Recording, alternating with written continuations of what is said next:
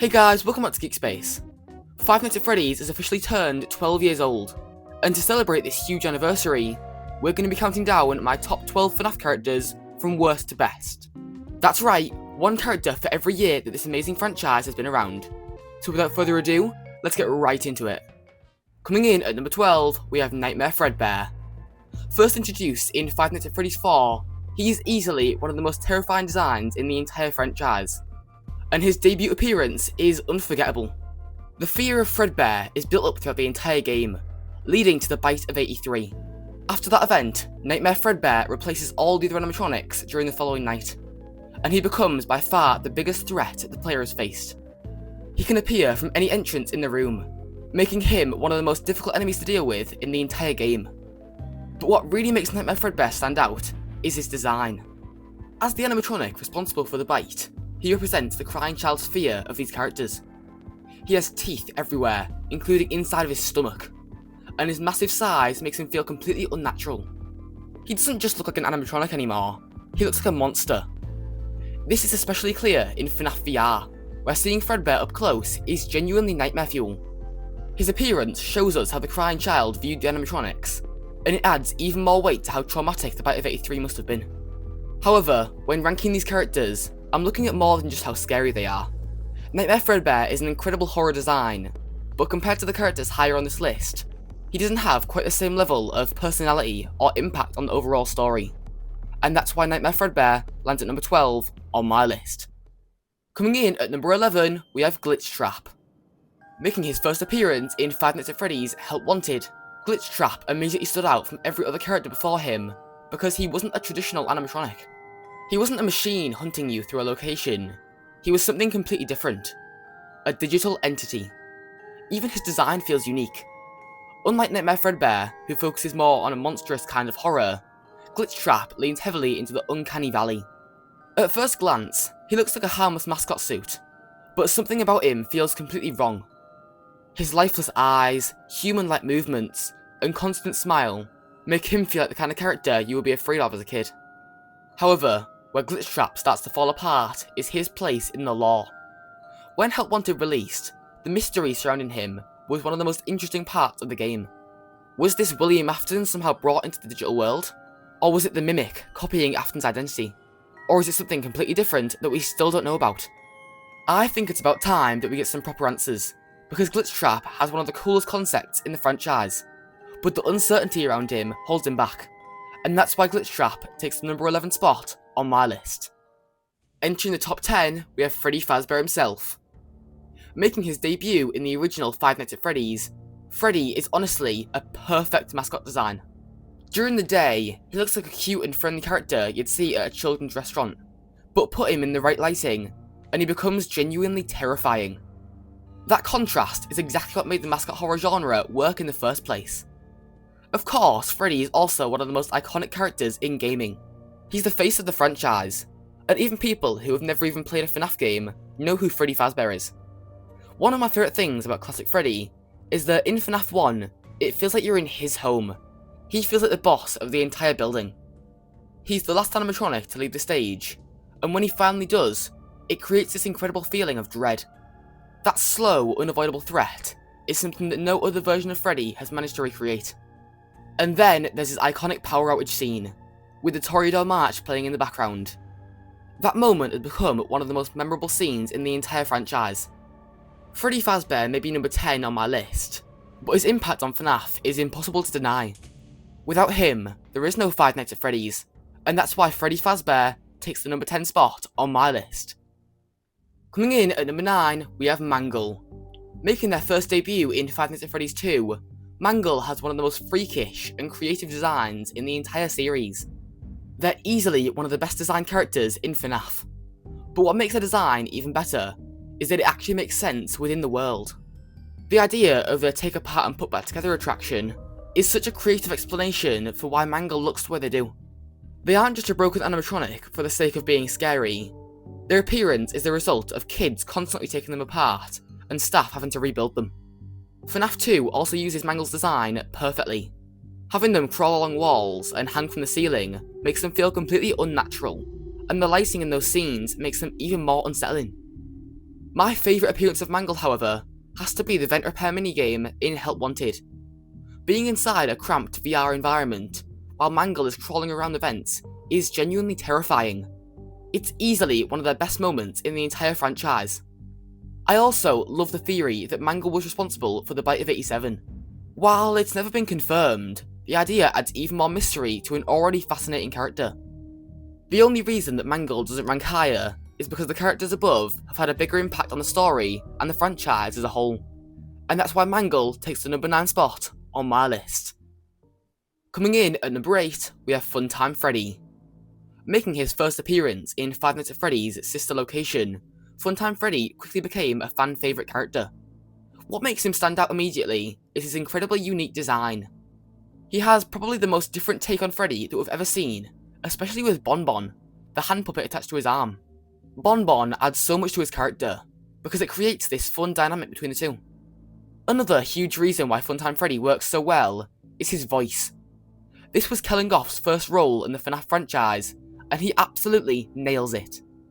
He manages to balance a cheerful, over-the-top ringmaster personality with something genuinely disturbing underneath.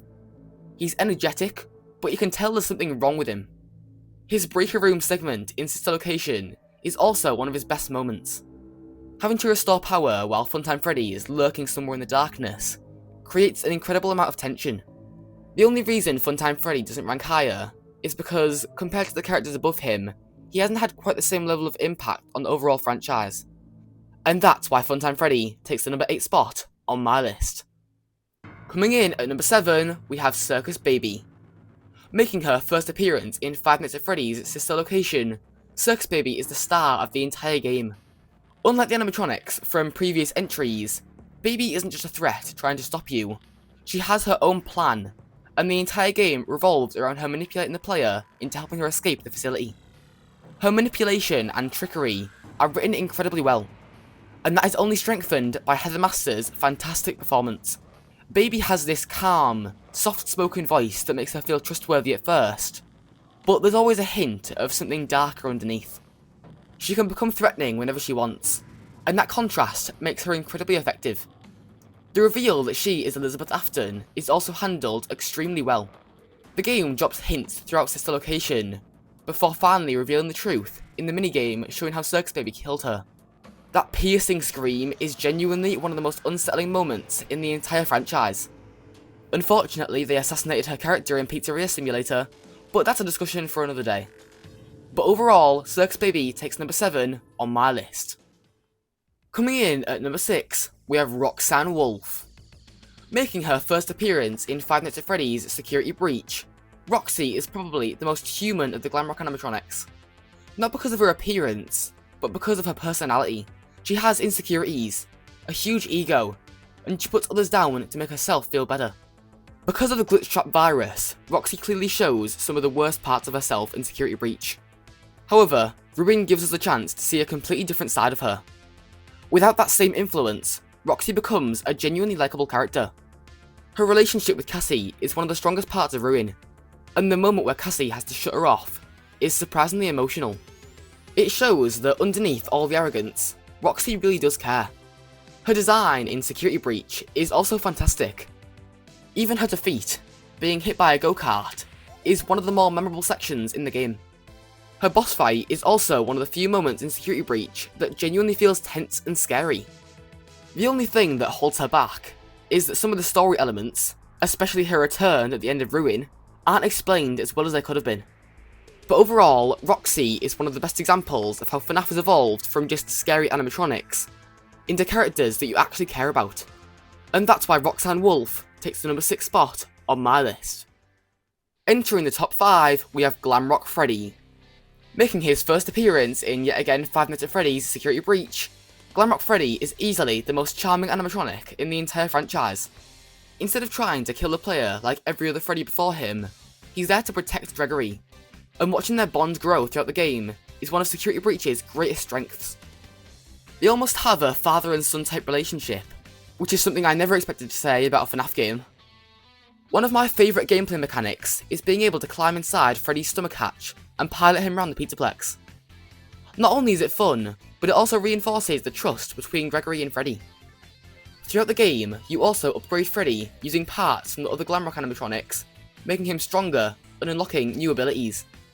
Then in Ruin, we see what's left of Glamrock Freddy. Cassie discovers his shattered body, missing its head, and the stomach hatch that once represented safety has now become the creature's mouth. It's such a disturbing image, and I only wish that the game had done a little bit more with it. Glamrock Freddy completely changed what a Freddy Fazbear character could be. He proved that an animatronic doesn't just have to scare you, it can make you care about them too. And that's why Glamrock Freddy takes the number 5 spot on my list. Coming in at number 4, we have the Puppet. Making her first appearance in Five Nights at Freddy's 2, the Puppet has become one of the most beloved characters in the entire franchise, and for good reason. Her gameplay mechanic in FNAF 2 is definitely one of the most unique in the entire series.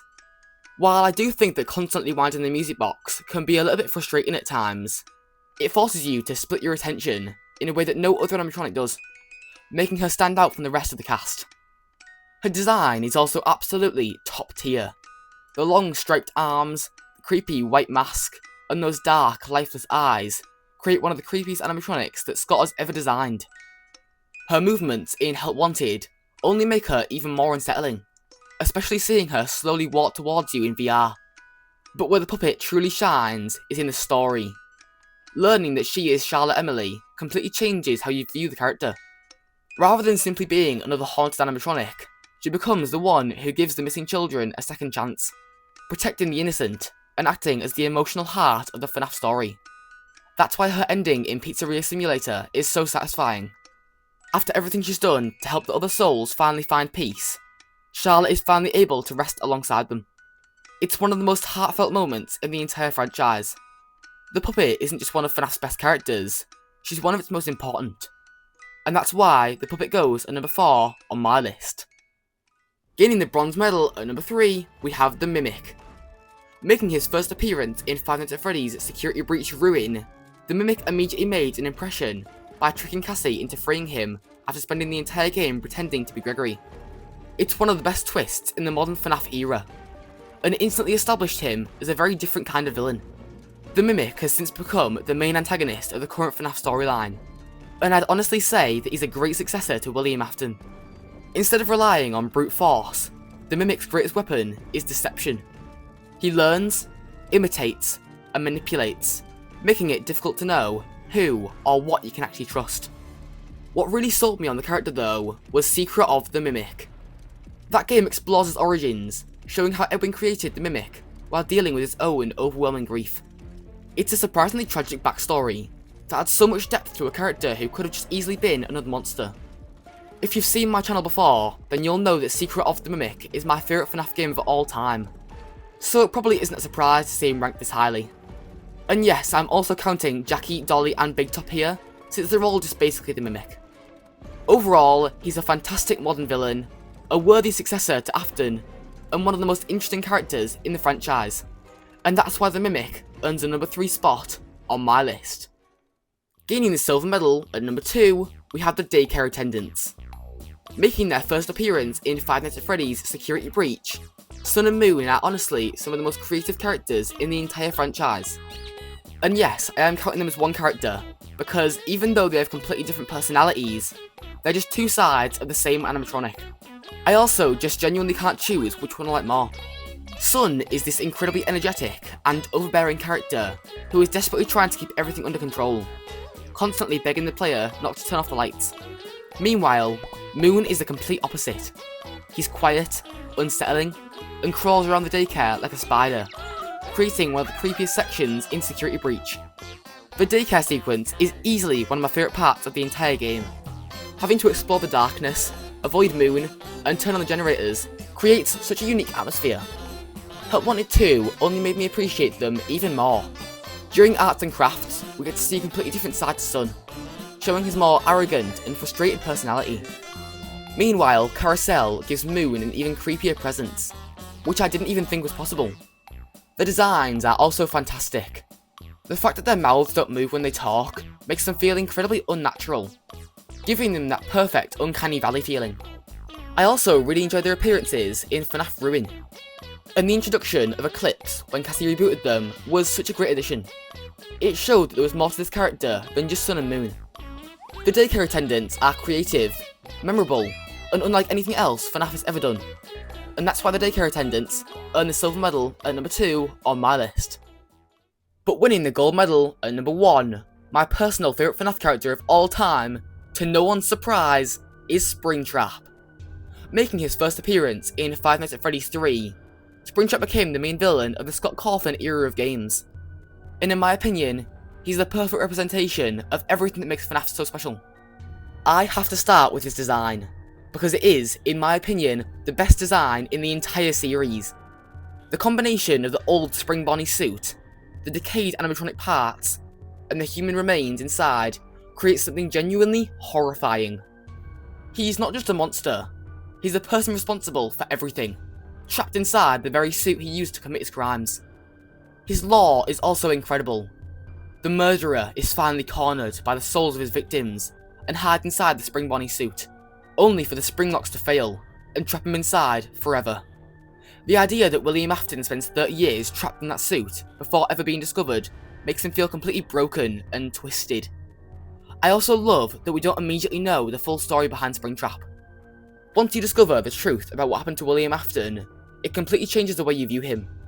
He isn't just another animatronic hunting you, he's the reason everything happened. The entirety of FNAF 3 feels like a 5-night-long boss fight against him. And since SpringTrap is the only true threat in the game, every encounter feels personal. You're not just trying to survive, you're facing the person at the centre of the entire mystery. PJ Haywood's performance captures William Afton perfectly, balancing a calculating killer with a strange showman-type personality. SpringTrap is terrifying, iconic, and unforgettable. He represents the mystery, horror, and storytelling that made Five Nights at Freddy's such a phenomenon. And that's why SpringTrap wins the gold medal and takes the number 1 spot on my list. Alright guys, we've reached the end of today's video. I really hope you enjoyed it. But now, I want to know what you think. Which character is your favourite? Which year did you join the FNAF community? Let me know down below. But anyway, I hope you have a great day and I'll see you in the next one. Goodbye!